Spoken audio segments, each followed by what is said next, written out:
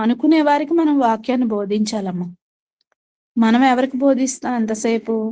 మనకంటే కిందున్న వారికి లేదా చిన్నవాళ్ళకి, జ్ఞానంలో తక్కువగా ఉన్న వారికి, లోక జ్ఞానంలో చిన్నగా ఉన్న వారికే మనం బోధిస్తాం. కాదు, మనం ఎవరికైనా బోధించగలము అని తెలుసుకోండి. మనలో చాలా మంది లోకంగా చదువులేని వారు ఉండొచ్చు.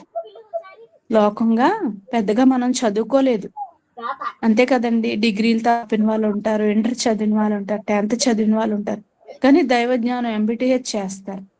మరి వీళ్ళు ఇలాంటి వాళ్ళు, అలాగే లోకంలో కూడా పేదరికంలో ఉన్న వాళ్ళు కూడా ఉంటారు.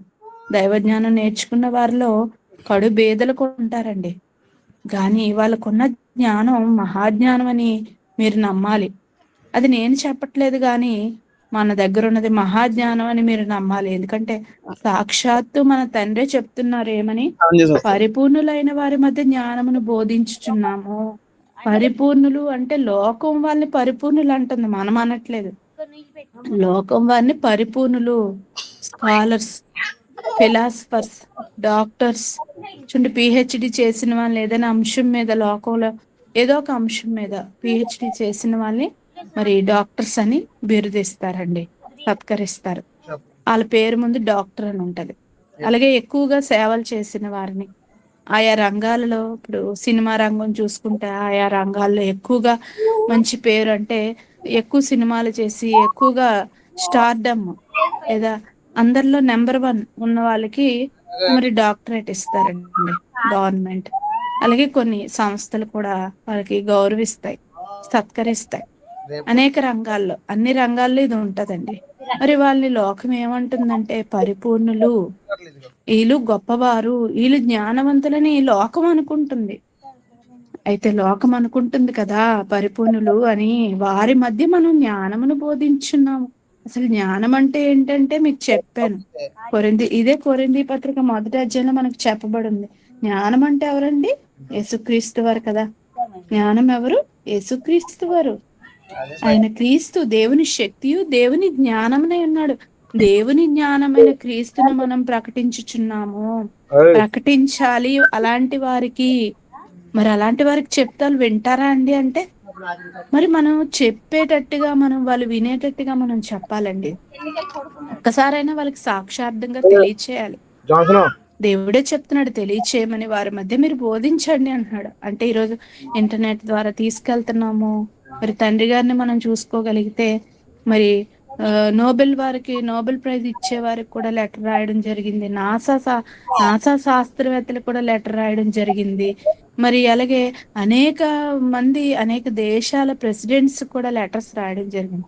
ఆ లెటర్లో ఏముందంటే ఒక సింహగర్జన, అంటే దేవుని మాటలు కలిగిన పుస్తకం, దేవుని జ్ఞానం కలిగిన పుస్తకాలు, మరి బైబిల్ వాక్యాలకు ఉన్న అర్థాలు ఇవన్నీ కలిపి రాసి ఒక పుస్తకంగా జయశాలి సింహగర్జనని పంపించడం జరిగింది. బైబిల్లో ఎన్నో అనేకమైన విషయాలు ఉన్నాయండి, గొప్ప గొప్ప విషయాలు. మీరు చెప్పకముందే బైబిల్ చెప్పింది, వాటిని తీసుకునే శాస్త్రవేత్తలు గొప్పవారయ్యారు. అటువంటి గ్రంథం బైబిల్ గ్రంథం, దైవ గ్రంథం. అది మీరు నమ్ముకున్న పుస్తకాల కంటే, మీరు నమ్ముకున్న వాటికంటే మీరు ప్రకృతిని చూసి మీరు రాసుకున్నారు, కానీ ఆ ప్రకృతిని కలుగజేసిన దేవుని మాట, అసలు ప్రకృతి ఎలా వచ్చిందో చెప్తుంది. మీరు చెప్పలేని ఎన్నో విషయాలు బైబిల్ చెప్పిందని చెప్పి ఈ విషయాలన్నీ స్వయంగా లెటర్లో రాసి పుస్తకంగా ముద్రించి వారికి పోస్ట్లో పంపించారండి. వాళ్ళు విన్నా వినకపోయినా, వాళ్ళు స్వీకరించినా స్వీకరించకపోయినా, వాళ్ళు సైలెంట్ గా చదివారండోయ్. వారు సైలెంట్ గా చదివి, మీ పుస్తకంలో విషయాలు చాలా బాగున్నాయి, అవి ఎవరు కాదనలేని సత్యాలు అని ఒప్పుకున్నారు. అంటే మా దగ్గర ఉన్నది చిన్న జ్ఞానం, మీది పెద్ద మహాజ్ఞానం, దైవ జ్ఞానం అని వాళ్ళు ఒప్పుకున్నారు. అర్థమవుతుందా? అందులో ఏముంది బతిమలాడినట్టు లేదండి. మరి దాని మీద స్లోగన్ ఉంటది, మీకు ఎవరికైనా తెలుసా? ప్రపంచ ఏముంటది, కబడ్దార్ ఉంటది కదా, జయశాలి సింహగర్జన ప్రపంచ అజ్ఞానంపై, అదే ఒక పదం ఉంటదండి, ప్రపంచ మేధావులారా కబడ్దార్ అన్నారు. అసలు ఆ మేధావులు అనే వారికి స్వయంగా మనమే లెటర్ రాసి, మేధావులని లోకస్తుల చేత, లోకంలో ఉన్న వారి చేత పిలిపించుకుంటున్న వారి ఎదురుగా వెళ్ళి, లేదా వారికి లెటర్ రాసి మనం మన అడ్రస్ ఇచ్చి మీకు కబడ్దారండి అని మనం చెప్పగలుగుతామండి? అంత ధైర్యం, గట్స్, గుండె ధైర్యం అంటారు. అంత ధైర్యం మీకుందా? మనకుందా ఈరోజు? అలా మనం బోధించగలుగుతున్నామా? దేవుడు ధైర్యం ఇస్తున్నాడండి. మీరు అలా బోధించాలని దేవుడు చెప్తున్నాడు. తండ్రి గారు ఎందుకు అలా బోధించారంటే ఏదో నోరు దొరదో లేదంటే ఎదిరించాలని కాదండి. మనం ఛాలెంజింగ్ గా బోధించాలి. ఎందుకంటే దేవుని జ్ఞానం గొప్పది. దేవుని మాట ద్వారా ప్రకృతి కలిగింది. ఆ ప్రకృతిలో ఏదో ఒక చిన్నది తీసుకుని దాని మీద పిహెచ్డి చేస్తాడు, డాక్టరేట్ తీసుకుంటాడు, లేదా గొప్పవాడిగా ఆయా రంగాల్లో ఒక్కొక్క రంగంలో ఒక్కొక్కరు నిష్ణాతులు అవుతారు. కానీ బైబిల్ చదివిన వాళ్ళు అన్ని రంగాల మీద అవగాహన మరి ఉంటుంది. అన్ని విషయాల మీద పట్టు ఉంటుంది బైబిల్ చదివిన వాళ్ళు. అంటే ఎవరు గొప్ప? ఇప్పుడు ఆలోచించండి. మనకు తెలియంది ఏమని చెప్పండి? వృక్షాల కోసం అడిగితే చెప్పేస్తాం మనం. అలాగని మనం బాటనీ చదువుకున్నాం. మీలో ఎవరైనా ఇంటర్ వరకు వెళ్ళిన వాళ్ళు కూడా ఉండకపోవచ్చు, ఉండకపోవచ్చు. బైబిల్ జ్ఞానం నేర్చుకున్న వారిలో, ఎంబీటీహెచ్ చేసిన వారిలో 10th చదివిన వాళ్ళు కూడా ఒక్కొక్కసారి ఉండకపోవచ్చు. కానీ వాళ్ళకి తెలుసు వృక్షాలు సంగతి, జంతువుల సంగతి, అలాగే ప్రకృతిలో ఏది ఎలా వచ్చిందో, అలాగే ఇంకా ఖగోళ శాస్త్రం కోసం మనిషి పుట్టుక ఎలా జరిగిందో, మరలా తిరిగి ఎక్కడికి వెళ్ళిపోతున్నాడో, అంటే శాస్త్రం చెప్పలేనివి తెలిసిపోయే, శాస్త్రం చెప్పిన విషయాలు శాస్త్రం కళ్ళు తెరిచి చెప్పక ముందే, అంటే శాస్త్రం ఎప్పుడు కళ్ళు తెచ్చిందండి? 20వ శతాబ్దంలో, 19వ శతాబ్దంలో, 18వ శతాబ్దంలో కదా కళ్ళు తెరిచింది. వాటికంటే ముందే క్రీస్తు పూర్వమేనండి. క్రీస్తు శకంలో కళ్ళు తెరిచింది శాస్త్ర ప్రపంచం. కానీ క్రీస్తు పూర్వమే దేవుడు బైబిల్ గ్రంథంలో ఆయా విషయాలు వాళ్ళు చెప్పక ముందే వ్రాయించాడే. మరి అవి చదివి మనం ఈరోజు చూడండి, మీరు చెప్పక ముందే బైబిల్ చెప్పిందని మనం చూపించి లోకానికి చెప్తున్నప్పుడు వాళ్ళు ఎలా కాదనగలరు? ఎవిడెన్స్ చూపిస్తున్నాం కదా. ఎందుకంటే ప్రతి ఒక్కరూ క్రీస్తుని ఒప్పుకుంటున్నారు ఇండైరెక్ట్ గా. క్రీస్తు శకం, క్రీస్తు పూర్వం ఒప్పుకుంటున్నారు. పుట్టాడని వాళ్ళు ఒప్పుకుంటున్నారు కనుక అతను చెప్పిన మాటలు కూడా నిజమని ఒప్పుకోవాలి. ఎందుకంటే వాళ్ళు చెప్పినవే కదా క్రీస్తు చెప్పాడు. అంటే వాళ్ళు చెప్పక ముందే క్రీస్తు చెప్పాడు కాబట్టి క్రీస్తు గొప్పవాడని ఒప్పుకొని తీరాలి. ముక్కు పిండి ఒప్పించే పద్ధతి అండి ఇది. అంటే ఒక నిజాన్ని మనం చెప్పేటప్పుడు ధైర్యంగా చెప్పగలుగుతాం, అది నిజం కాబట్టి.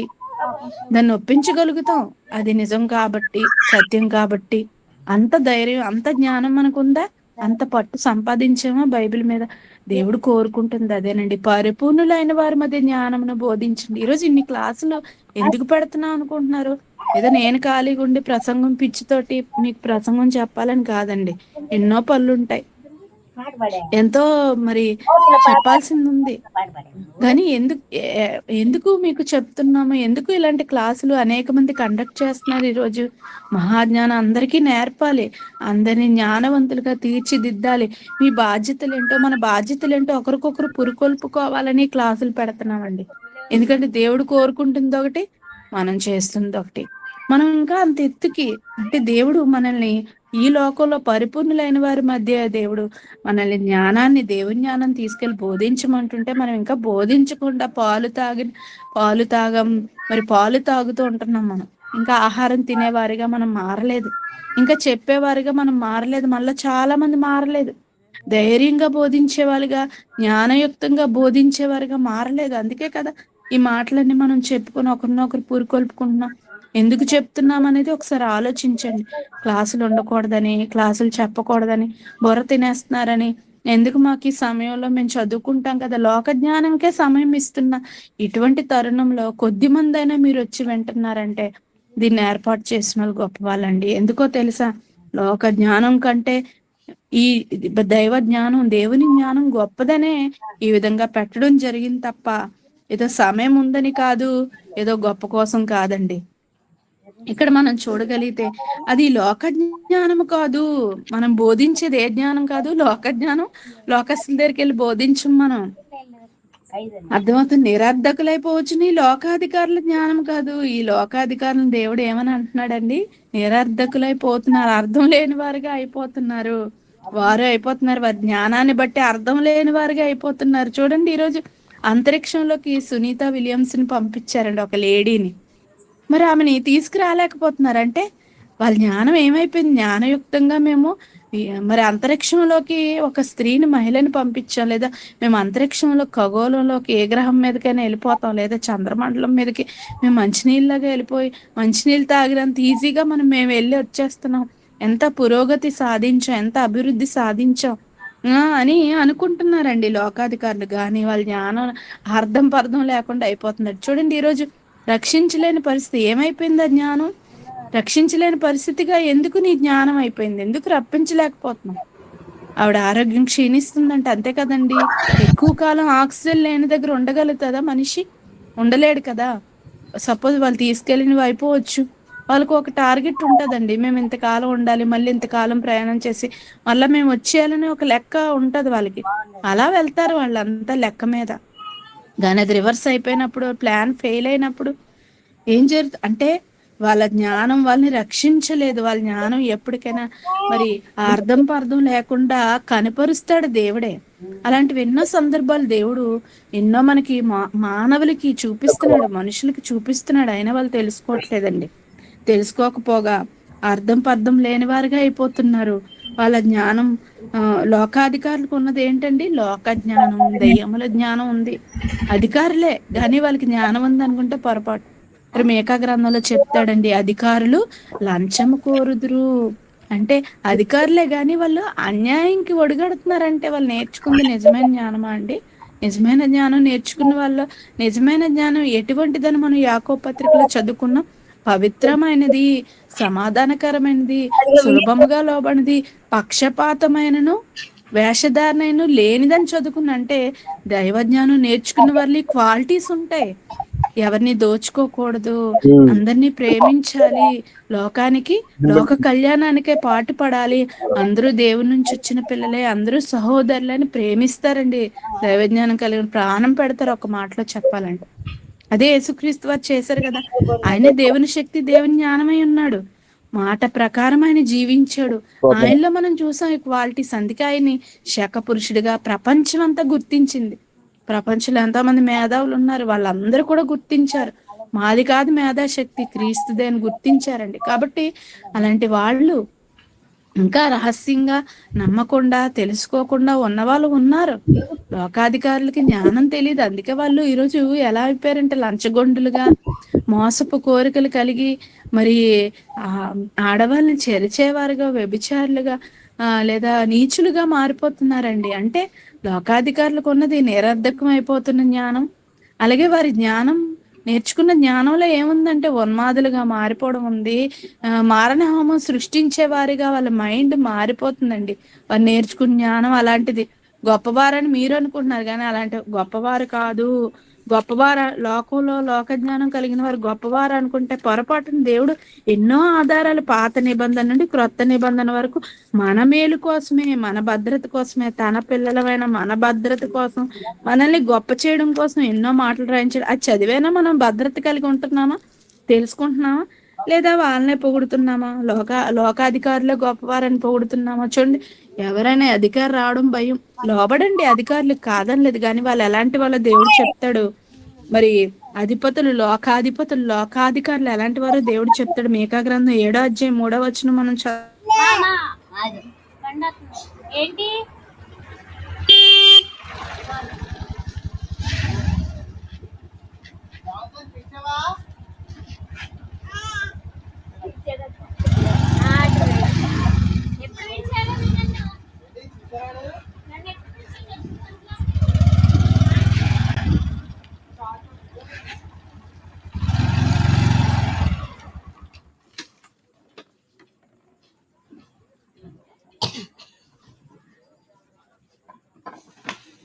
yang rendah terlagi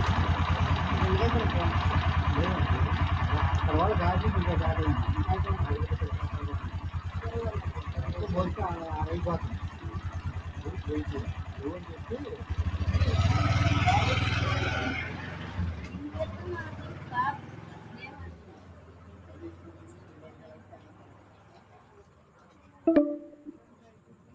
apil దగ్గర ఉంటాయిలే డబ్బులు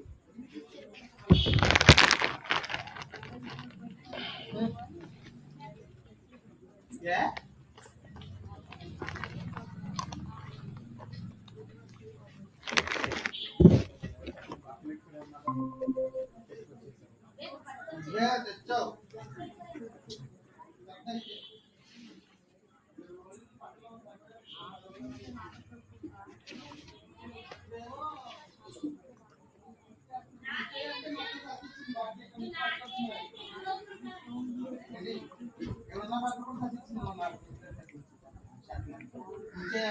మరి అది ఒక అత్యాచారం చేసే పాఠశాలగా మారిపోయి, బూతులు నేర్పే పాఠశాలగా మారిపోయి, ఎక్కడికో వెళ్ళి నేర్చుకోలేదు. స్కూల్కి వెళ్ళినా పాడైపోతున్నారండి పిల్లలు. అందుకే స్కూల్కి పంపించడానికి కూడా తల్లిదండ్రులు భయపడుతున్నారు. అసలు బయటికి పంపించడానికే భయపడుతున్నారు. బంధువుల ఇంటికి పంపించడానికి కూడా భయపడుతున్నారు. ఎందుకంటే మనం ఇప్పుడు చదువుకున్న 7వ అధ్యాయం 2వ వచనం, ప్రతి మనుషుడు కిరాతకుడే తన సహోదరుల కొరకు వాళ్ళను, వీళ్ళు మంచోళ్ళు కదా అనుకోకండి. ప్రతి మనిషిని నమ్మకూడదు అంటున్నాడు దేవుడు. అలాగని అందరిని అనుమానించుకుంటూ ఉండమని కాదండి. మన జాగ్రత్తలో మనం పాము వలె వివేకంగా, పావురం వలె నిష్కపటం, అందరినీ మనం తిట్టుకొని తుమ్ముకొని ఉండమని కాదండి, ద్వేషించుకోమని కాదు. మీ జాగ్రత్తలో మీరు ఉండండి. ఎందుకు అంతా నమ్మేస్తారు? ఎందుకు అన్ని నమ్మి అన్ని విషయాలు చెప్తారు? ఎందుకు అన్ని నమ్మేసి మీ పిల్లల్ని అప్పగిస్తారు? ఎందుకు అన్ని నమ్మి మీవన్నీ మీరు చూపిస్తారు? జాగ్రత్తగా ఉండండి అని దేవుడు. అందుకే కొన్ని సూచనలు క్రొత్త నిబంధనకు వచ్చరికి దేవుడు చేశాడండి. పాము వలె, అంటే అబద్ధ బోధ విషయంలోనే కాదు, మనుషుల మధ్యన ఇప్పుడే స్టార్ట్. మనుషుల మధ్యన మనం ఎలా ఉండాలంటే, ప్రతి మనుషుడు కిరాతకుడే తన సహోదరుల కొరకు వాళ్ళని మొగ్గునని దైవజ్ఞానం నేర్పిస్తున్నాడు. మరి అంతే కదా, లోకాధికారులు కూడా అలాగే ఉన్నారని బైబిల్ చెప్తుంది. దేవుడు చెప్తున్న మాట మనం వినాలి కదా. లోకాధికారులు ఎలా ఉన్నారు? అధిపతులు లంచము కోరుదురు. లంచం ఒకటే కాదండి, అధిపతులు రేపిస్టులుగా ఉన్నారు, ఉన్మాదులుగా ఉన్నారు, గొప్ప గొప్ప వారు అనుకునేవారు.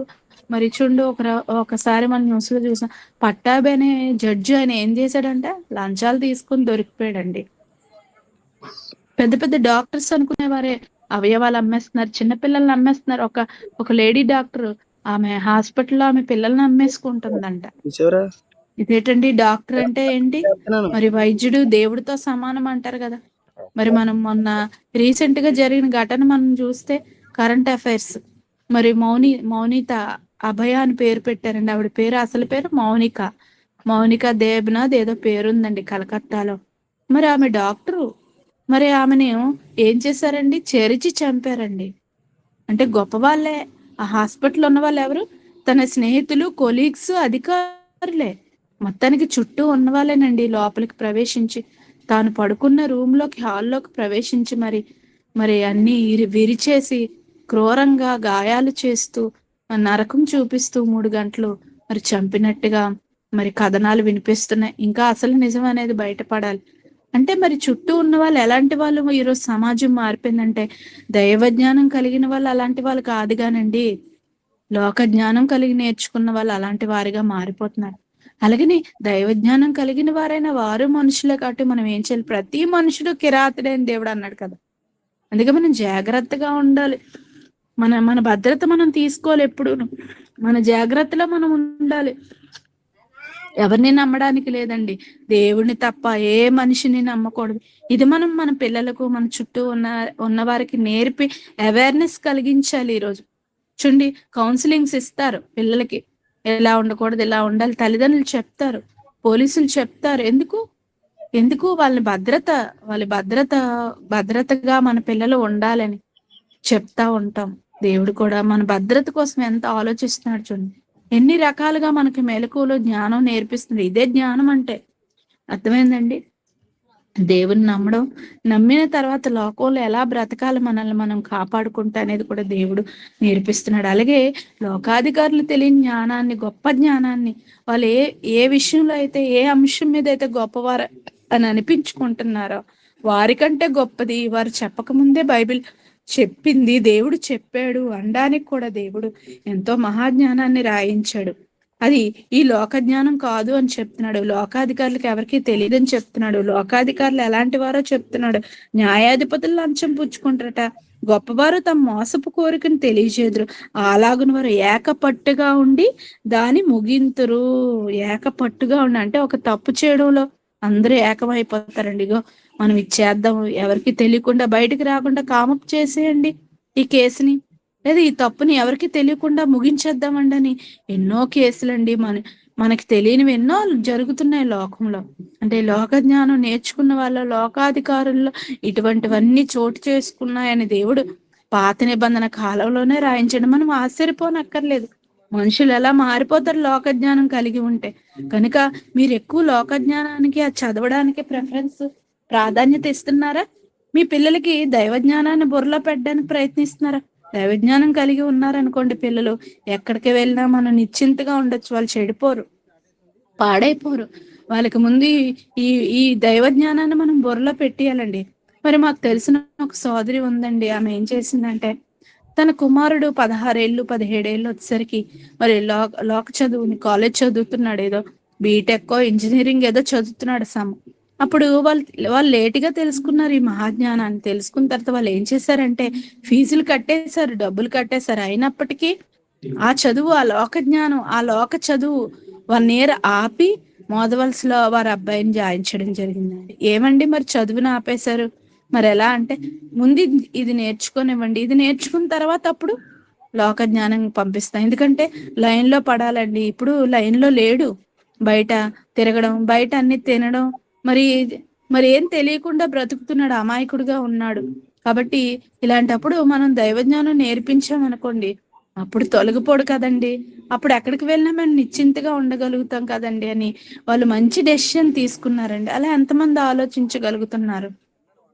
అప్పుడు ఈ దైవ జ్ఞానం నేర్పించిన తర్వాత అప్పుడు వాళ్ళు మరలా ఈ లోక జ్ఞానంలో, ఎందుకంటే మరి ఉద్యోగం చేయాలి కాబట్టి వాళ్ళు ఆ విధంగా చదివించడం జరిగిందండి. ఒకవేళ కంపల్సరీ చదివించాలి, ఉద్యోగం చేయించాలని కాదు, కానీ మగ పిల్లడు అంత కొంత చదువు ఉండాలి కదా. బైబిల్ చెప్పడానికైనా మనం మరి 10th వరకైనా మినిమం చదివి అప్పుడు మనం బైబిల్ని బోధించగలిగితే ఎన్నో విషయాలు మనకు తెలుస్తాయి కదండి.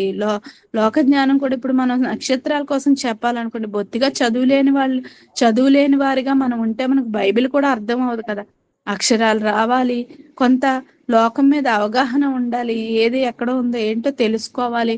అవగాహన కోసమే తప్ప మరి అదే పరలోకాన్ని ఇస్తుందని కాదండి. ఇకపోతే అది లేని వాళ్ళు కూడా ఎంతో మంది వారంలో కూడా దైవజ్ఞానం నేర్చుకున్న వాళ్ళు ఉన్నారు. అంటే రాయలేరు కానీ నోటితో చెప్తారు, వినేసి వాళ్ళు చెప్తారు. అలా ఏకసంతాగ్రహుల్లా జ్ఞానం నేర్చుకున్న వాళ్ళు కూడా ఎంతో మంది ఉన్నారు మనలో. వాళ్ళు ఎంతసేపు నోరిప్పితే చదువు లేకపోయినా మరి అనర్గళంగా, ఇప్పుడు డాడీ ప్రసంగాలు ఒక ఆమె నేర్చుకుందండి, చదువు లేదు. ఆమె ఒకప్పుడు, మీకు లైవ్ ఎగ్జాంపుల్స్ చెప్తున్నాను, నేను కథలు చెప్పట్లేదు. కావాలంటే నన్ను సంప్రదించండి, వాళ్ళ ఫోన్ నెంబర్ ఇమ్మంటే ఇస్తాను, వాళ్ళని వెళ్ళి మీరు మీట్ అవ్వండి. నేను చెప్పినవి నిజాలా అబద్ధాలా, ఏదో దైవజ్ఞానం నేర్చుకోమని ఈ విధంగా మీరు కథలు చెప్తున్నారండి అని మీరు అనుకోవచ్చు. మీరు క్లాస్ అయ్యాకైనా నన్ను అడగొచ్చు. మరి ఒక ఆమె ఉందండి, భర్త చనిపోయాడు, తర్వాత పిల్లడితో ఆమె ఒకరితే ఉంది. ఆమె ఏ ఉద్యోగం చేసేదంటే పాపం మున్సిపాలిటీలో పనిచేసేదండి. రోడ్లు తొడవడం, ఇవన్నీ మున్సిపాలిటీ పనులు అంటే అవే కదండి. రోడ్లు తొడవడం, రోడ్లు క్లీన్ చేయడం వాళ్ళు చేయాలి, డ్యూటీ వేసినప్పుడు వెళ్ళాలి. మరి అలాంటి స్త్రీ, ఒక చదువులేని అమ్మాయి, యవనస్తురాలు, భర్త వదిలేశాడు, పిల్లాన్ని పెట్టుకున్న ఆమె మరి తర్వాత ఆమెకు 2వ వివాహం చేయడం జరిగిందండి. ప్రభువునందే ఆమెకి డాడీ గారి సమక్షంలో ప్రభువునందే మరి 2వ వివాహం చేయడం జరిగింది. వివాహం అయిన తర్వాత ఆమె ఏం చేసిందో తెలుసా? రెండవ భర్త దగ్గరికి వెళ్ళిన తర్వాత ఎన్నో బాధలు కష్టాలు, అంతే కదండి. ఒకసారి వివాహం అయిన తర్వాత మరలా వివాహం అంటే కొంత ప్రాబ్లమ్స్ వస్తాయి. మంచిగా చూస్తారా? తేడా వస్తే తేడాగా మాట్లాడతాడు కదా భర్త. ఎంతకు దేవుల్లో ఉన్నవారైనా మరి వాళ్ళలో ఒక పురుష అహంకారం అనేది ఉంటుంది, లేదా ఏదైనా మరి మాట వినకపోతే వాళ్ళ గతం అంతా తవ్వుతారు. అలాగే స్త్రీలు కూడా తవ్వుతారు, ఆ భర్తకి గతం అంతా తవ్వుతారు. కాబట్టి అలా గొడవలు మధ్యన ఆమె ఒక డెసిషన్ తీసుకుందండి. నెమ్మదిగా భర్తను మార్చుకుంది, సువార్తకు వెళ్ళేది. ఎవరు తోడొచ్చినా రాపోయినా తను మాత్రం సువార్తకు వెళ్ళేది. చెప్పడం రాని ఆమె, చదువులేని ఆమె డాడీ ప్రసంగాలన్నీ అలా విని కంటతా పెట్టి, ఈరోజు నేను కూడా చెప్పలేనండి, అలా అలా టక టక టక మరి ప్రసంగాలన్నీ నోరిపితే దేవుని మాటలే. ఎవరు అడిగినా అడగకపోయినా చెప్పుకుంటూ వెళ్ళిపోతుంటది జ్ఞానయుక్తంగా. అంటే సాధన ఉండాలండి. నేను నేర్చుకోవాలని సాధన ఉండాలి. నాకు బాధలు వచ్చాయి, నిందలు వచ్చాయి, నా భర్త కొడుతున్నాడు, నేను నేర్చుకోలేకపోతున్నాను, ఏంటి నా బ్రతికిలా అయిపోయిందని ఉండిపోకూడదండి. ఆ బాధలు ఉంటూనే ఉంటాయి. ఇందులో మనం దేవుని కోసం ఏం చేయగలుగుతాను ముందుకు వెళ్ళినప్పుడు ఆ భర్త కూడా మీ రూట్లోకి వచ్చేస్తాడు. ఇందులో స్త్రీలు కూడా ఉన్నారు కాబట్టి చెప్తున్నానండి ఈ విషయం. మరి భర్త కూడా మారిపోయాడు. భర్త దగ్గరుండి వెళ్ళమ్మా సువార్తకని పంపిస్తాడు. ఒంటరిగా వెళ్ళి ఒంటరిగా వస్తుందంటే ఎవరు తోడున్నా లేకపోయినా ఒకసారి కొంతమందితో వెళ్తుంటది. అంటే నమ్మి పంపిస్తున్నాడంటే ఏంటి అంత ఎలా మార్చుకుంది? అలాగని భర్త పెట్టుకున్న నమ్మకాన్ని వమ్ము చేసే స్త్రీలు కూడా ఉంటారండి. దైవజ్ఞానం నేర్చుకున్న వాళ్ళలో కూడా భర్త ఫ్రీడమ్ ఇచ్చాడు కదా అని ఇంకా వాళ్ళు చెడిపోయే ఆస్కారం ఉంటది. ఇది మనసుకు సంబంధించింది. మనసులో దృఢంగా దేవుని భయం ఉండి నిశ్చయించుకున్న వాళ్ళు చెడిపోరండి. మరి దేవుని భయం లేని వారు దైవజ్ఞానం నేర్చుకున్నా కూడా మనకు మనం నిబంధనలో లేకపోతే ఎవరేం చేయగలండి? ఎవరేం మార్చగలరు? కాబట్టి ఆమె పట్టుదలగా ఇది ఎందుకు చెప్తుందంటే, పట్టుదలగా జ్ఞానం నేర్చుకుని ఎక్కడ నోరిప్పినా ఏంటి ఇంత చక్కగా చెప్తుంది అంటే, చదువు లేదని మనం చెప్పకూడదండి. లోక చదువు లేకపోయినా దైవ జ్ఞానమే నీ నోరు తిరిగేటట్టు చేస్తుంది.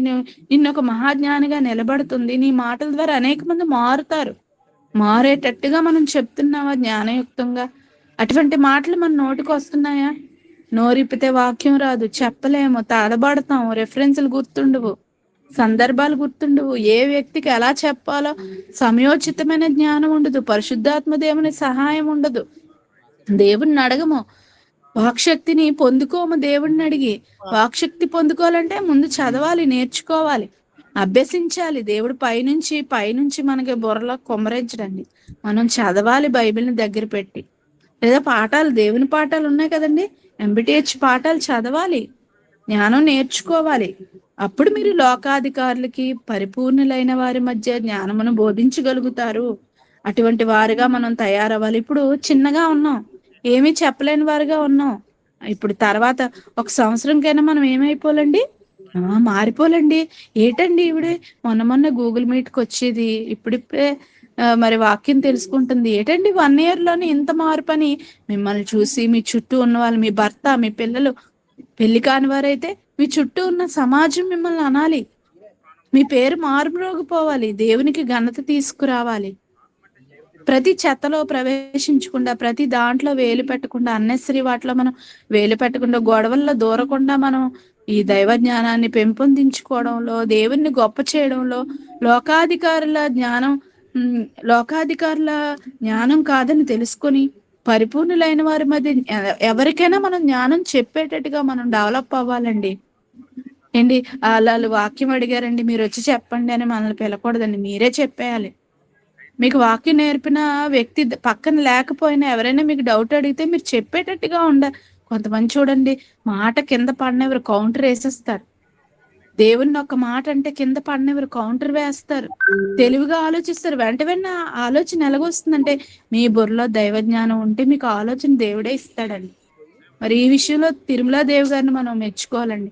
మరి తిరుమల దేవి గారు హమారా ప్రసాద్ అనే ఒక మతోన్మాది మరి దేవుని కోసం కూసినప్పుడు, తప్పుడుగా కూసినప్పుడు, ఆడదాన్ని కూడా చూడకుండా ఆమె నేను ఒక విధవరాల్ని అని కూడా చూసుకోకుండా, అమ్మో నాకు థ్రెటనింగ్ ఉంటది, అంతే కదండి. ఇప్పుడు మతోన్మాదులతో, ఉగ్రవాదులతో పెట్టుకున్నాం అనుకోండి, ఏమవుతుంది? ఎప్పుడైనా దారికాసి ఏదైనా చేస్తే మన దేవుని కోసం మనం అలా చనిపోయిన పర్లేదు, దేవుడు కాపాడుతాడు కదా. మనం కూడా భద్రత కలిగి ఉండాలి. అన్నెసరీగా ఒంటరిగా వెళ్ళిపోకూడదండి ఎక్కడ పడితే అక్కడ. మన అన్నదమ్ముల మాట, మన తమ్ముళ్ళ మాట, అక్కలైనా తమ్ముళ్ళ మాట వినాలి. ఒక్కొక్కసారి మగపిల్లలకు తెలిసిన ఆడపిల్లలకు తెలియకపోవచ్చు. వినాలి, మన భర్త మాట వినాలి, మన అన్నదమ్ముల మాట వినాలి, తమ్ముళ్ళ మాట వినాలి, మన కొడుకుల మాట తల్లులు వినాలి. ఇలా మనం భద్రతగా ఉండాలి. అన్నశ్రీగా ఇప్పుడు నిర్భయ కేసు మనం చూస్తాం ఢిల్లీలో. మరి ఆవిడ ఏం చేసింది? బాయ్ ఫ్రెండ్ తో అర్ధరాత్రి వెళ్తుంది. పక్కన అబ్బాయి ఉన్నా, పక్కన తోడున్నా అర్ధరాత్రి వెళ్ళొచ్చేటండి. 4 వచ్చి మీద పడితే ఆ అబ్బాయి ఏం కాపాడగలడు? ఒకవేళ తమ్ముడితో ఒక అక్క వెళ్ళింది అనుకోండి, ఆ తమ్ముడిని కొట్టేసి అక్కని ఎత్తుకెళ్ళిపోతారు. అసలు అర్ధరాత్రి ఎందుకు బయటికి వెళ్ళాలి? పూర్వకాలం మన పెద్దలు కొన్ని మాటలు చెప్పేవారండి. 6 దాటితే బయటికి వెళ్ళకండి అమ్మా, ఎక్కడికైనా వెళ్తే తోడిచ్చి పంపించేవారు. అసలు అన్నెసరీగా ఎందుకు తిరగాలండి? దేవుని పని అనుకుని కూడా కొంతమంది తిరిగేస్తుంటారండి. దేవుడి పని అని కూడా మనం తిరగకూడదు. దేవుడి పని కూడా భద్రత చూసుకుంటూ ఎంత చేయాలో అంతలోనే చేయాలండి. చాలా మంది ఇదొక పేరు పెట్టేస్తారండి, నేను సువార్తకి వెళ్ళొద్దా, దేవుని పని చేయొద్దా అంటే చెయ్యండి. ఎలా చేయాలో అలాగే చేయండి. ఎప్పుడు పడితే అప్పుడు, ఎలా పడితే అలాగా వద్దండి. అది దేవుని నామానికి అవమానం జరుగుతుంది.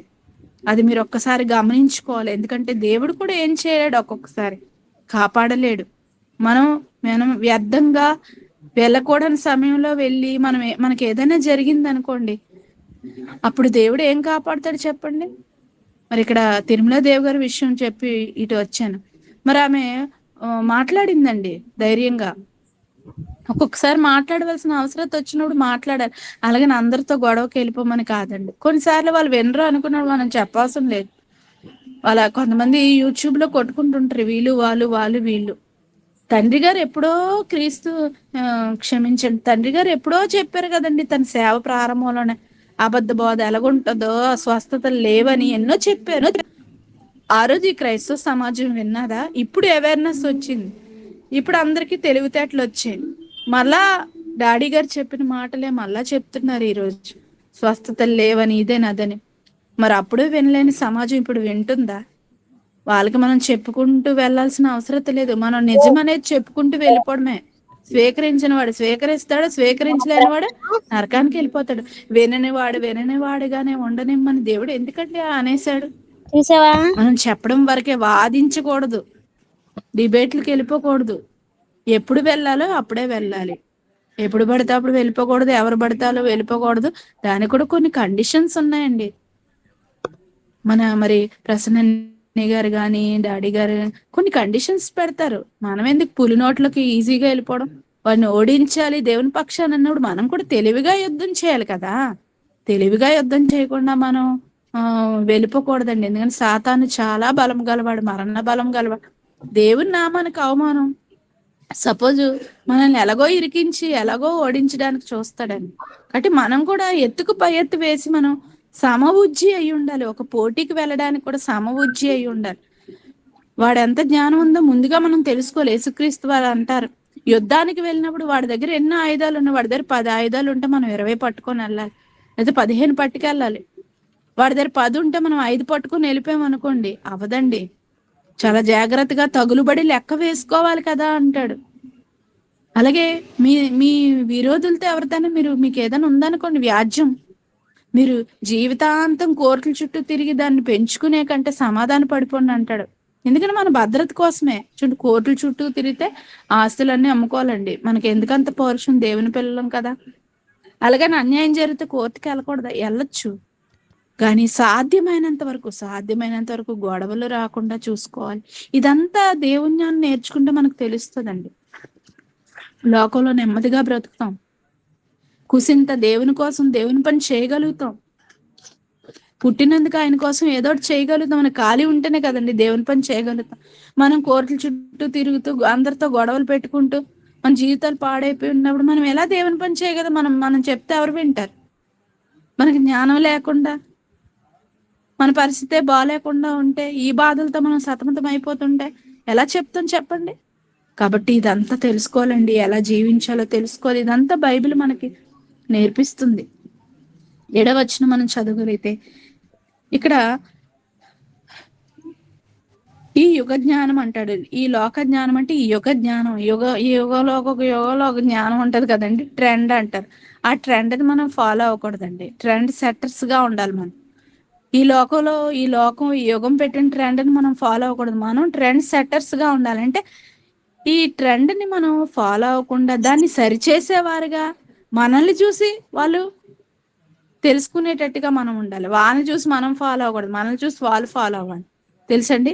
చూడండి, దీనికి ఒక ఉదాహరణ మీకు చెప్తాను. గుడ్ సమరిటన్ లా అని నరేంద్ర మోడీ గారు తీసుకొచ్చారండి.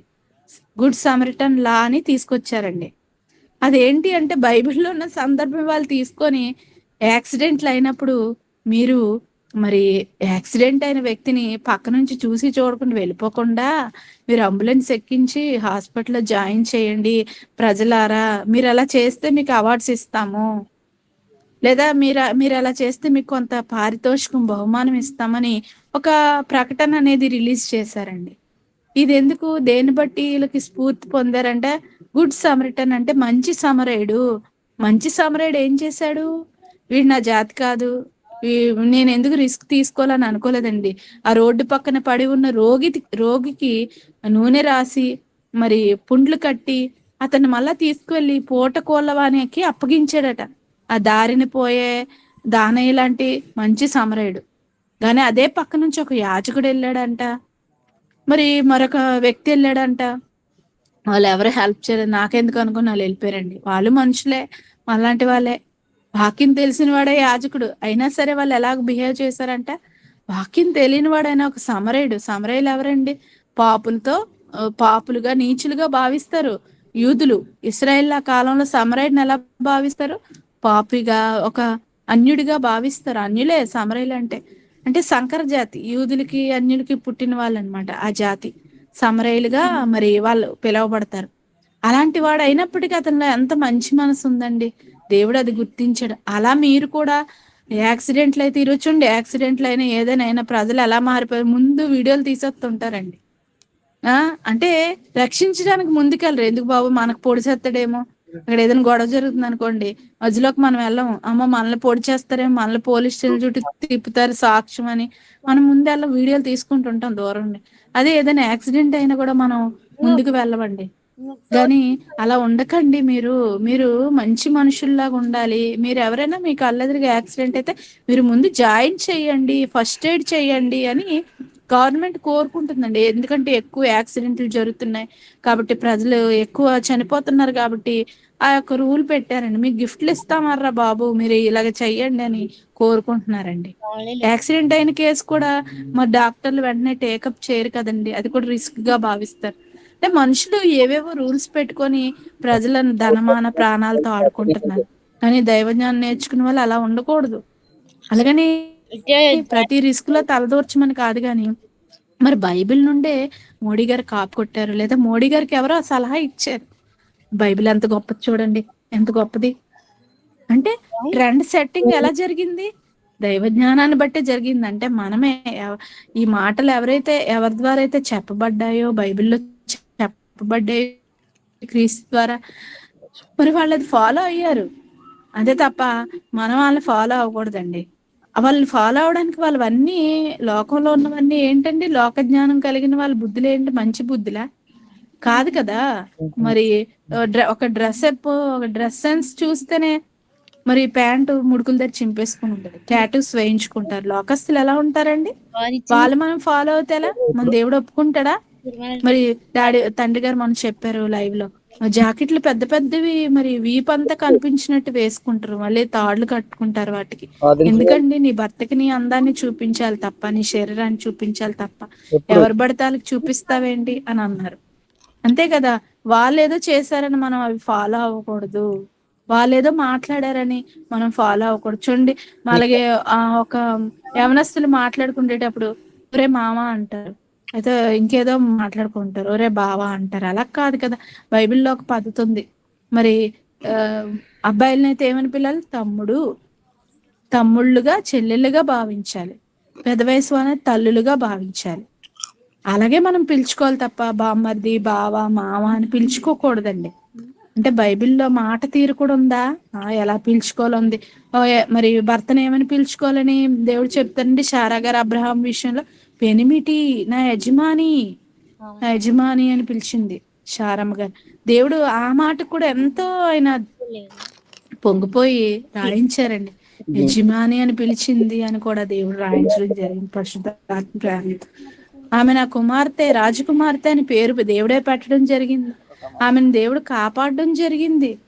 మరి ఆ యొక్క రాజు ఎత్తుకెళ్ళిపోయిన ఫిలిస్తీన్ రాజు అనుకుంటానండి, అబీమెలెకు, అతను ఎత్తుకెళ్ళిపోయినా సరే దేవుడు ఆమెను ముట్టకుండా దేవుడు రాజునే అడ్డుతాడు, అడ్డగించే విధంగా దేవుడు ఆ యొక్క పరిస్థితులు సృష్టిస్తాడు.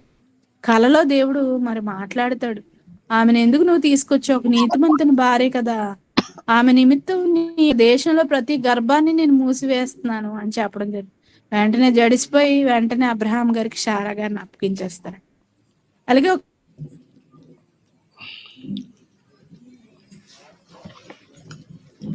ఫోన్ బట్టి పొడి చచ్చిపోయి చూడు, ఫోన్ అట్టుపోయాడు, ఆగిపోయిందంట. వెళ్ళే బాబా జవాడు నేర్చుకున్నా వెళ్తా.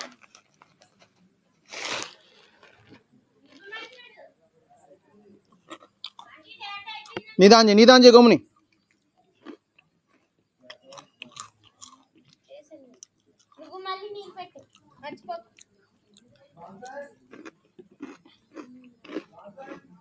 చాలా మందిలో మరి మామగారిని కూడా పితాజీ అనే పిలుస్తారు, అంటే తండ్రితో సమానంగా భావిస్తారండి. పురుషులు రాగానే ముసుగు వేసుకుంటారండి, గౌరవ సూచన. కొన్ని కొన్ని జాతుల్లో ఉన్నాయి. మంచిదే, అది మంచిదే. మన భారతీయ వస్త్రధారణ గాని, భారతీయ సాంప్రదాయాలు గాని మంచివండి.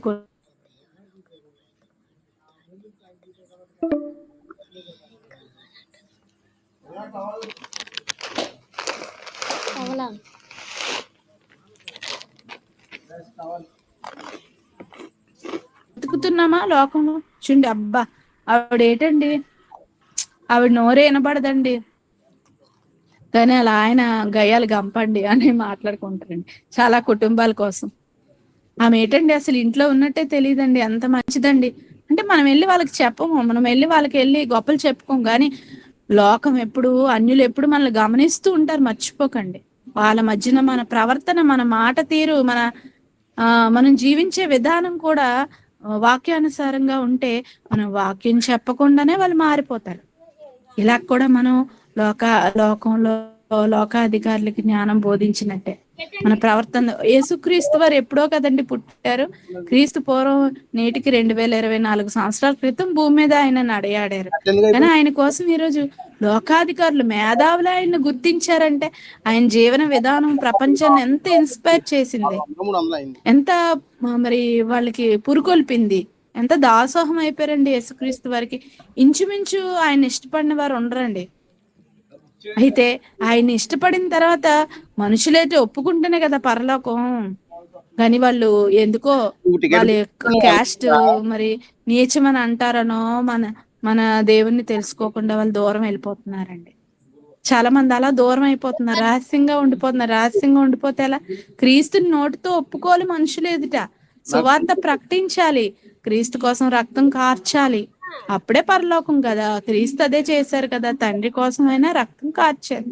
నేను దేవుని కుమారుని, నేను గొప్పవాడిని, నేను లోకాలను కలుగజేశాను, నేను సింహాసనం మీద ఉండేవాడిని, రోడ్డు మీద నడుస్తున్నాను, నేనేటి తిండి లేకుండా ఉన్నాను, నేనేటి పశువుల పాకలో పుట్టాను, నచ్చి నేను ఇలా ఉండకూడదని యేసుక్రీస్తు వారు అన్నారండి. ఎంతగా తగ్గించుకొని బ్రతికి చూపించాడు. ఏ స్థితిలో ఉన్నా, ఎలా బ్రతికినా ఆయన కోసం ప్రపంచ నలుమూలలో తెలిసిపోయిందంటే ఆయన సువాసన, ఆయన పరిమళం, ఆయన జీవిత పరిమళం ఎలా వెదజల్లాడు అంటే ఆయన జీవించిన జీవన విధానమేనండి. అప్పుడు జీవించినప్పటికీ, అప్పుడు ఆయన కోసం ఇప్పటికీ మాట్లాడుకుంటున్నామంటే, నేడు మన దేశం కూడా ఆయన మాటలు వచ్చాయంటే ఆయన ఎంతగా బ్రతికాడో. అలాగే రేపొద్దున మీకోసం, మిమ్మల్ని బట్టి దేవుణ్ణి తెలుసుకోవాలండి. అలా మనము, మన పిల్లలు, మన కుటుంబము, మన బంధువులు అలా ఉండాలండి. దేవుడు కోరుకుంటుంది అది. పరిపూర్ణులైన వారి మధ్య జ్ఞానం. మిమ్మల్ని పిలిపించుకొని వాక్యం చెప్పించుకోవాలంటే అంత గొప్పగా మీ మాటలు మరి ఒక దగ్గర ప్రకటిస్తే వేరే దగ్గరికి వెళ్ళిపోవాలండి.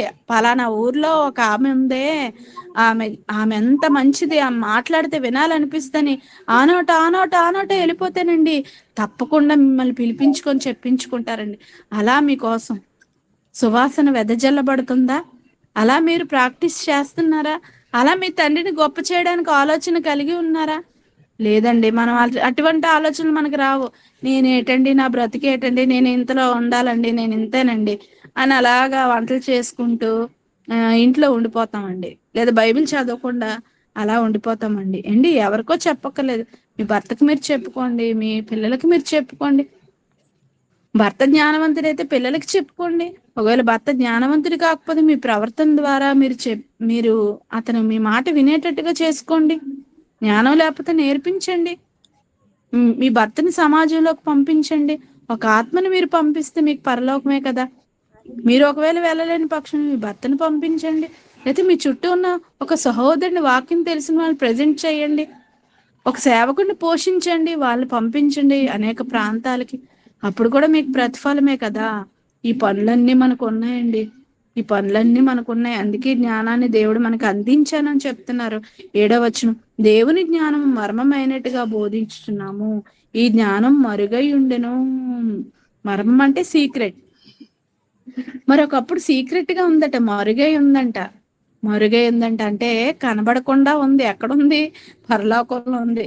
పరలోకం నుంచి దిగి వచ్చిన యేసుక్రీస్తు వారు శరీరధారిగా, వాక్యంగా మన మధ్య ఈరోజు నివసిస్తున్నారు. ఆయన ఒకప్పుడు శరీరంతో వచ్చినా, ఇప్పుడు వాక్యంగా మన మధ్య నివసిస్తున్నారు. ఎక్కడి నుండి వచ్చారు? పరలోకం నుండి వచ్చారు. ఒకప్పుడు ఈ జ్ఞానం మరుగై ఉంది. మరి యేసుక్రీస్తు వారు ఈ 7 ముద్రలు విప్పి మహాజ్ఞానం సీల్ చేయబడి ఉంటున్నానే. ముందే సిద్ధపరచబడి పరలోకంలో ఉందటండి. దీన్ని ఎవరు విప్పి చెప్పుతారని పరలోకంలో దేవుడు ప్రకటన చేసినప్పుడు యేసుక్రీస్తు వారు వస్తారట. దావీదు వేరు చిగురని క్రీస్తు సెలెక్ట్ అవుతాడంట. నాయన నువ్వే చెప్పాలి ఈ జ్ఞానాన్ని వెళ్ళి. అందుకే అతను యేసు వచ్చిన తర్వాత అనేక విషయాలు బయలుపరచబడ్డాయి, పాత నిబంధనలో చెప్పలేని విషయాలు. అందుకే యేసుక్రీస్తు వారు అంటారు సొలొమోను కంటే గొప్పవాడు ఇక్కడ ఉన్నాడంటే అర్థం ఏంటి? సొలొమోనే మహాజ్ఞాని ఆ తరంలో, భూపతులందరిలో గొప్పవాడు. దేవుడు ఐశ్వర్యంను, ఘనతను, జ్ఞానమును ఇచ్చానని చెప్పారు కదా. కానీ ఆ జ్ఞానం అది సర్వసత్యం కాదండి. పాత నిబంధనలో చెప్పబడింది సంపూర్ణ సత్యం కాదు, కొంతవరకే. ఆ కాలానికి కొంతవరకే సత్యం.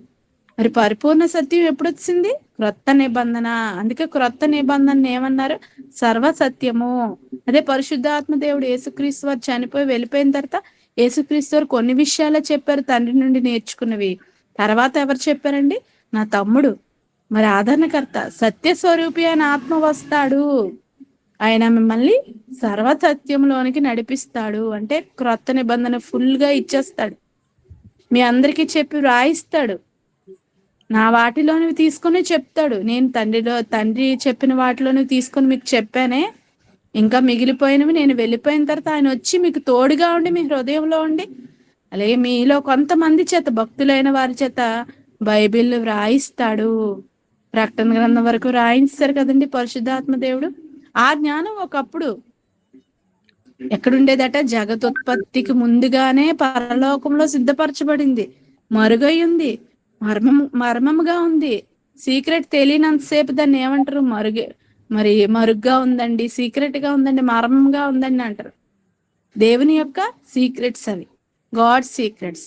దేవుని మనస్సు, దేవుడు మనకి, మనుషులకి, మానవులకి, తన పిల్లలైన వారికి తెలియజేయాలనుకున్నవన్నీ దేవుడు మరుగుగా ఉంచాడు. అది సొలొమోన్ గారికి కూడా ఇవ్వలేదండి, అంటే మరుగుగా ఉంది.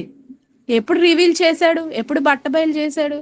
యేసుక్రీస్తు వారు వచ్చిన తర్వాత పిమ్మట పరిశుద్ధాత్మ ద్వారా మర్మాన్ని బయలుపరిచాడంట. అందుకే ఆ మర్మముగా ఉన్నదాన్ని మేము బోధిస్తున్నామంటే బయలుపరచబడిందనే కదండి. సీక్రెట్ గా ఉన్నదాన్ని మేము బోధిస్తున్నామంటే అర్థం ఏంటి? పౌలు గారు చెప్తున్నారు, ఆ సీక్రెట్ గా జగదోత్పత్తి ముందుగానే తండ్రి దగ్గర ఏ జ్ఞానం అయితే ఉందో ఒకప్పుడు సీక్రెట్ గా ఉంది కదా. సొలొమోన్ గారికి కూడా తెలియదు కదా.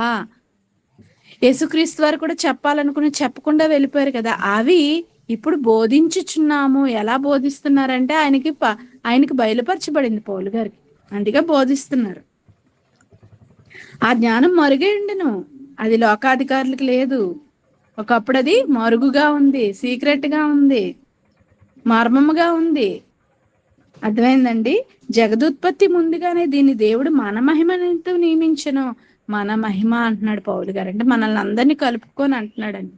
అంటే మీరు ఈ జ్ఞానాన్ని ఒకప్పుడు ఈ భూమి పుట్టక ముందు దేవుడు భూమిని పుట్టిస్తాను, అందు నా పిల్లల్ని పెడతాను, వాళ్ళు ఈ తరాల్లో వీళ్ళు బయటకు వస్తారు, వీళ్ళు పుడతారు, వీళ్ళ ద్వారా ఈ మాటలు బయటకు వెళ్ళాలని దేవుడు ఎప్పుడో సంకల్పించాడండి. ముందుగా దేవుడు అనుకున్న తర్వాతే ఈ సృష్టిని చేశాడు. కాబట్టి దేవుడు అనుకున్న రహస్యాలు, దేవుడు అనుకున్న మాటలు మనం ఈరోజు చెప్పవలసినవి, దేవుడి విషయాలు మనం ఈరోజు ఏదైతే వాక్యంలో చెప్తున్నామో, మాట్లాడుకుంటున్నామో, చెప్పాల్సినవన్నీ దేవుడు ముందుగా నిర్ణయించాడట.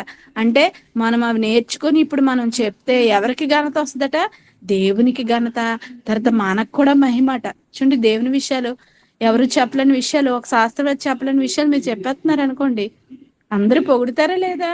అప్పుడు మనకు మహిమ వస్తుందా లేదా? అంటే తన పిల్లలు గొప్ప అవ్వాలని కూడా దేవుడివి మనకి తన సీక్రెట్స్ ని రాయించి ఇచ్చాడట. అవి చెప్తున్నప్పుడు లోకాధికారులకు తెలియదు కదా, వాళ్ళు ఆశ్చర్యపోతుంటారండి. అందుకే తండ్రి గారి దగ్గర నేర్చుకున్న మనలాంటి వాళ్ళు చెప్తున్నా లోకంలో చాలా మంది ఏమంటారు తెలుసా? ఎప్పుడు ఇలాగ మేము వెళ్ళలేదండి, ఏ పాస్టర్ మాకు ఇలా చెప్పలేదండి, ఏ సంఘంలో ఎటువంటి మాటలు మాకు వినబడలేదండి, ఎన్నో డినామినేషన్స్ మేము తిరిగామండి, ఎన్నో శాఖలు మేము తిరిగామండి, ఎప్పుడు మేము ఇలాంటి మాటలు వినలేదండి అని మేము సువార్త గట్ట వెళ్ళేటప్పుడు, లేదంటే ఎక్కడైనా వాక్యం చెప్పినప్పుడు ఒక స్త్రీ అయినా మీరు ఇలా చెప్తున్నారు, ఎంత మహాజ్ఞానం మీకు ఎలా వచ్చిందని అండం మేము విన్నామండి. ప్రత్యక్షంగా మేము వారి నుంచి మేము విన్నాం. ఎంత గొప్పగా ఉందండి బైబిల్, దేవుడు ఎంత గొప్పవాడండి, ఇన్ని విషయాలు రాయించాడు, ఎంత గొప్పదా, మేము కూడా నేర్చుకుంటామండి. అని మమ్మల్ని చూసి మా మాటలు విని వెనకాతలు వచ్చిన వాళ్ళు ఉన్నారండి. అంటే అక్కడ దేవుడు గణపరచబడుతున్నాడు, అలాగే మనము కూడా అట్ ద సేమ్ టైం మనం కూడా అంటే దేవుని ప్రేమ చూడండి, ఎందుకు దాచాడు, సీక్రెట్ గా ఉంచాడంటే ఒక తల్లి సీక్రెట్ గా ఒక రెసిపీ, ఒక వంటకాన్ని దాస్తదండి పిల్లాడికి, ఇంకా భర్త కోసమైనా దాస్తది.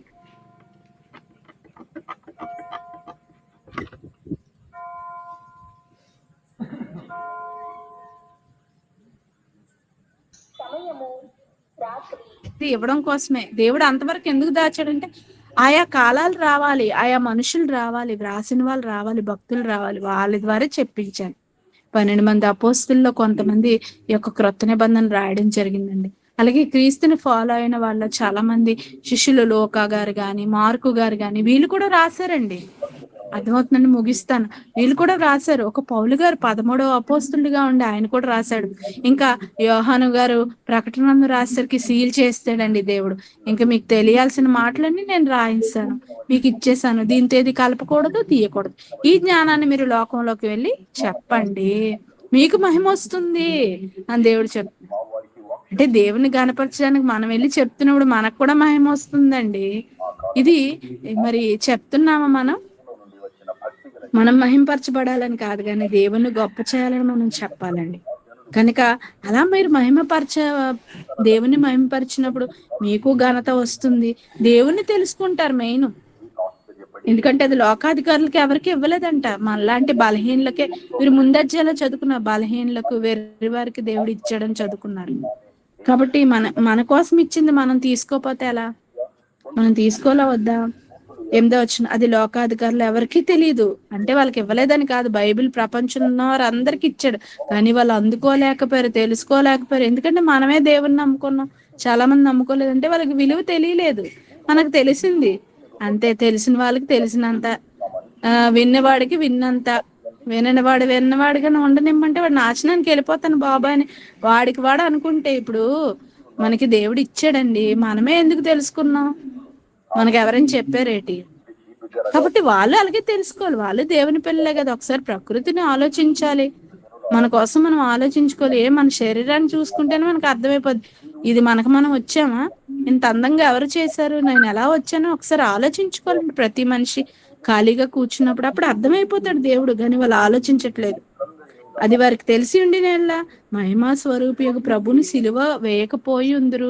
నిజంగా దేవుని గొప్పతనం తెలిసే సిలువే వేయకపోయి ఉందరు కదా, కనుక వాళ్ళకి తెలియదు, గొప్పతనం తెలియక సిలువేస్తారు. యేసుని సామాన్య మనుషుడిగా అనుకున్నారు కాబట్టి లోకాధికారులు సిలువ వేస్తారండి.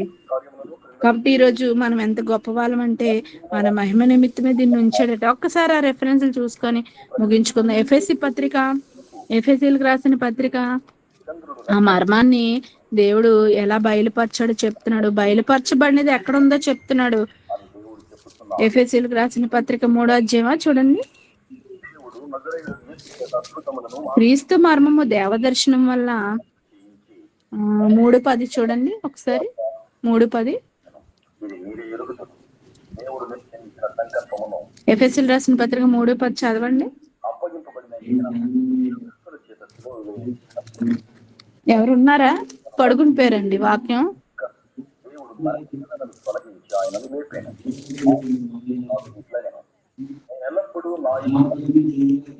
నా మాటలు వినబడుతున్నాయండి? చదవండి రెఫరెన్స్, ఎందుకు లేట్ చేస్తున్న, టైం అవుతుంది. సత్యము కాని క్రీస్తు ఐశ్వర్యమును అన్యజనుల్లో ప్రకటించుటకును సమస్తమును సృష్టించిన దేవుని పూర్వకాలం నుండి మరుగై ఉన్న ఆ మర్మమును గూర్చి ఏర్పాటు ఎట్టిదో అందరికీ తేటపరచుటకును పరిశుద్ధులందరిలో అత్యల్పుడనైన నాకు కృపను. ఈ మాట ఉంటది నాయన, దేవదర్శనం వల్ల నాకు తెలియపరచబడింది, దాన్ని నేను మీకు రాస్తున్నాను, మీరు చదివిన ఏళ్ళ మీకు అది తెలిసిపోద్ది. మరలా దేవుడు బయలుపరచడు. ఆల్రెడీ దేవుడు మొదటి 100 ఏళ్ళలోనే మొదటి శతాబ్దంలోనే దేవుడు తన మాటలన్నింటినీ బయలుపరిచాడటండి. దేవదర్శనం వల్ల ఎవరికి? భక్తులైన వారికి బయలుపరచబడింది. వాళ్ళు రాసేశారు, పుస్తకాలుగా, పత్రికలుగా రాశారు. మరి యోహాను సువార్త, మత్తయి సువార్త, మార్కు సువార్త, పత్రిక, ఇవన్నీ వ్రాయబడింది మీరు చదువుకోండి. దేవుడు ఆ మర్మాన్ని నాకు బయలుపరిచాడు. అది నేను మీకు రాశాను, మీరు చదివితే మీకు తెలిసిపోద్ది. మరలా దేవుడు బయలుపరచడని అక్క పౌలు గారు మూడో అధ్యాయము చెప్పేస్తున్నారండి. 3వ వచనం అక్క. చెప్పండి. 3వ అధ్యాయం 3వ వచనం. 3వ అధ్యాయం 3వ వచనం. ఎట్లనగా థ్యాంక్స్ అమ్మా. క్రీస్తు ఎఫెసీయులకు ఎట్లనగా రాసిన పత్రిక 3వ అధ్యాయం 3వ వచనం. క్రీస్తు మర్మము అంటే, క్రీస్తు మర్మం అంటే దేవుని మర్మే. మర్మం గురించి మునుపు దేవదర్శనం వల్ల దర్శనం వచ్చిందంటే, ఆగండి, ఎందుకు అలా చదువుకెళ్ళిపోతున్నారు? దేవదర్శనం వల్ల నాకు తెలియపరచబడింది అంటే, ఇప్పుడు దర్శనాలు లేవు, ఆల్రెడీ నాకు దర్శనం వచ్చింది, దేవుడు నాకు తెలియచేశాడు.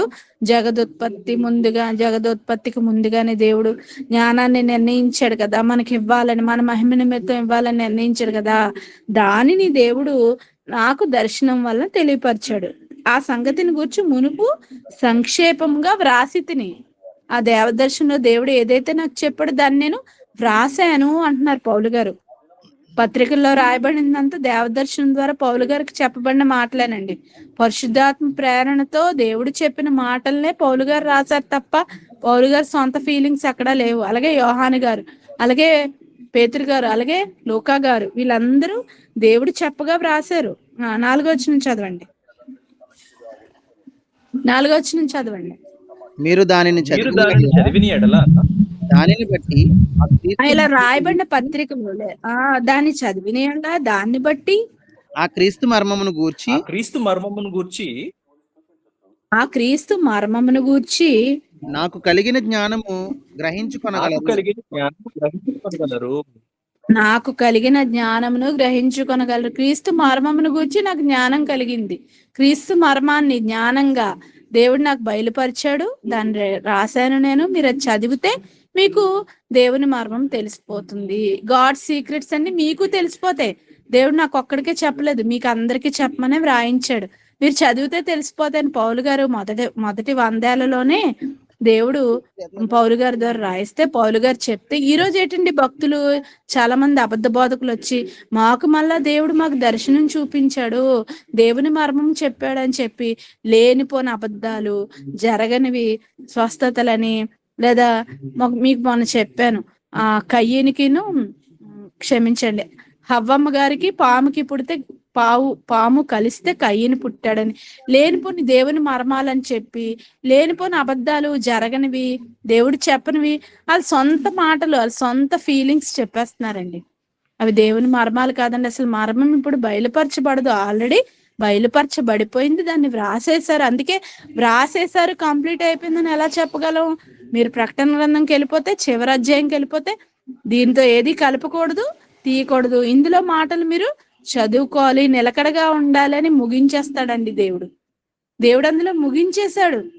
మరి ముగించని దీంతో ఏది కలపకూడదు, తీయకూడదు అని చెప్పిన తర్వాత మరలా మనం కలిపేసి తీసేసి, దేవుడు మరలా ఇప్పుడు నాకు ఫ్రెష్ గా ఈ శతాబ్దంలో దేవుడే స్వయంగా మరలా నాకు దర్శనం ఇచ్చాడు, దేవుని మర్మాన్ని తెలియజేశాడని బైబిల్లో లేనిది మనం ఎందుకు చెప్తున్నాం? పోనీ బైబిల్లో ఎక్కడైనా పలానా మరలా మీకు 20వ శతాబ్దంలోనూ కానీ 21వ శతాబ్దంలో నా మర్మాన్ని మీకు తెలియచేస్తాను, నా భక్తులు భూమి మీదకి వస్తారని దేవుడు ఎక్కడైనా తెలియచేస్తే మనం నమ్ముతాం. దేవుడు ఎక్కడ తెలియచేయలేదే, దాన్ని వ్రాస్తాను, మీరు దాన్ని చదివిన ఏళ్ళ గ్రహించరు అన్నాడు. అదే వచనం, మీరు దాన్ని చదివిన ఏళ్ళ గ్రహించుకొనగలరు అని చెప్పేస్తున్నారండి. ఆ అధ్యాయం అంతా మీరు చదివితే ఆ జ్ఞానం ఈరోజు సంఘం ద్వారా బయటికి వెళ్ళాలి. సంఘంలో ఎవరు ఉంటారండి? మనం ఉంటాం, దేవుని పిల్లలుగా మనం ఉంటాం. మన ద్వారా దేవుని మర్మాలన్నీ బయటికి వెళ్ళాలి, లోకాధికారులకు వెళ్ళాలి, పరిపూర్ణులైన వారి మధ్యకి వెళ్ళాలి, లోక మనుషుల దగ్గర, దేవుని నమ్మని వారి దగ్గరికి వెళ్ళాలి. ఈ మర్మాలన్నీ మనం చదివి తెలుసుకొని నేర్చుకొని వెళ్ళి గొప్పగా ప్రకటించాలి. వాక్యానికి వాక్యమే సమాధానంగా చూపిస్తూ, లేఖనాలను చూపిస్తూ, వాక్చాతుర్యాన్ని ప్రదర్శించకుండా మనం ఏం చేయాలంటే ప్రకటించాలి. అదే 8-11 వచనాల్లో చివరగా చెప్పబడుతుందండి. పూర్వకాలం దేవుని యందు నేను చదివేస్తున్నాను. అదే అధ్యాయం 11 వచనం, దేవుని మర్మమును గూర్చిన ఏర్పాటు ఎట్టిదో అందరికీ తేటపరచుటకును, మరుగైన మర్మమును గూర్చిన ఏర్పాటు ఎట్టిదో అందరికీ తేటపరచుటకును, పరిశుద్ధులందరిలో అత్యల్పుడైన నాకు కృప అనుగ్రహించను. అంటే దేవుడు నాకు కృప అంటే ఇవ్వడం అండి, గివింగ్. కృప అంటే ఇవ్వడం, గివింగ్ ఇంగ్లీష్ లో. దేవుడు నాకు ఇచ్చాడు. పరిశుద్ధులందరిలో క్రైస్తవుడిగా మారిన తర్వాత క్రైస్తవులు